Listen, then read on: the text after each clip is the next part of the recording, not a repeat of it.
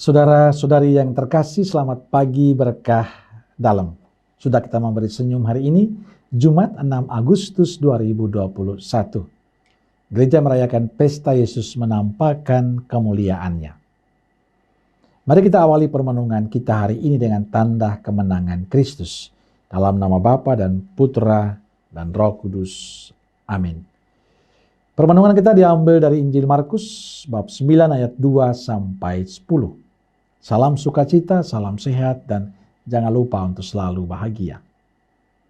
Saudaraku terkasih, hari ini gereja merayakan pesta Yesus menampakkan kemuliaannya di atas gunung. Kita sering menyebutnya dengan pesta transfigurasi. Peristiwa ini berawal dari Yesus naik ke gunung untuk berdoa. Yesus membawa 3 muridnya, Petrus, Yakobus, dan Yohanes. Di situ mereka sendirian saja, dan Yesus berubah rupa di depan mata mereka. Pakaiannya menjadi sangat putih berkilat-kilat. Maka tampaklah kepada mereka Elia bersama dengan Musa, keduanya sedang berbicara dengan Yesus. Situasi itulah yang membuat Petrus dan para murid lain merasa sangat damai, penuh sukacita. Maka ia mengatakan, "Rabi, betapa bahagianya kami berada di tempat ini.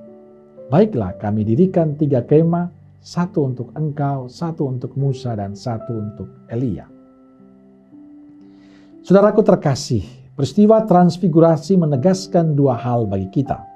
Pertama, peristiwa transfigurasi ini menunjukkan kemuliaan dan kebesaran Yesus sebagai anak yang dikasihi oleh Allah, dan kepadanya kita semua muridnya harus mendengarkan. "Inilah anakku yang kukasihi, dengarkanlah dia." Dialah Allah yang akan bersabda dan kita mendengarkan sabdanya. Kedua, peristiwa transfigurasi telah memberi rasa damai dan sukacita bagi Petrus dan kawan-kawannya. Damai itu para murid alami karena kedekatan relasi mereka dengan sang gurunya. Dan peristiwa selanjutnya, mereka harus turun dari gunung dan akan menjalani rutinitas mereka seperti biasa. Saudaraku terkasih, saat mereka turun dari gunung dan meninggalkan suasana damai dan penuh sukacita yang mereka rasakan itu, sebenarnya Yesus ingin mereka sadar bahwa inilah realitas hidup yang sesungguhnya, bahwa hidup itu tidak selamanya indah. Ada saat mereka mengalami sukacita, mengalami damai, tapi ada saatnya mereka harus mengalami penderita, mengalami sakit hidup ini, mengalami perjuangan.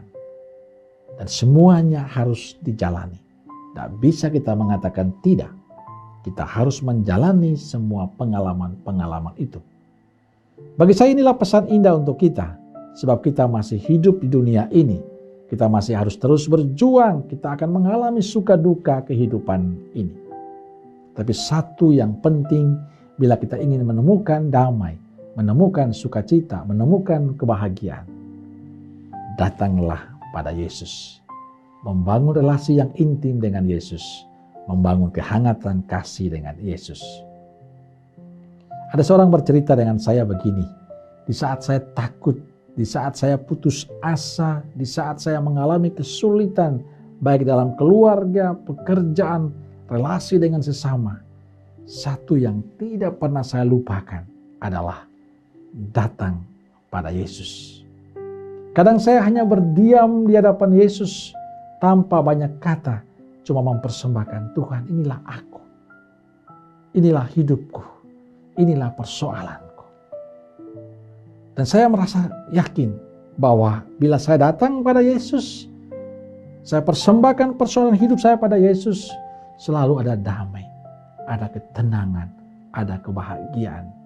Walaupun saya tahu masalah itu masih ada dan terus ada, tapi paling tidak saya menemukan damai, saya menemukan ketenangan menghadapi masalah saya dan bisa menjalannya dengan penuh kesabaran.